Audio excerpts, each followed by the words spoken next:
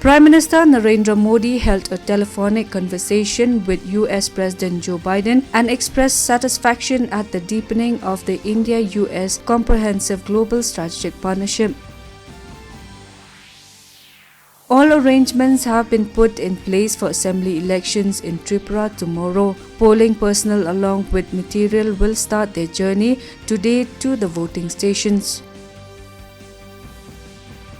Central Board of Secondary Education CBSE board exam will commence at 10:30 a.m. today.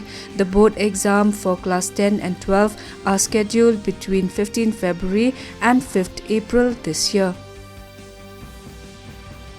Union Minister for Civil Aviation Jyotiraditya Scindia has said that the government is planning to bring 21 more airports under the Krishi Udan scheme.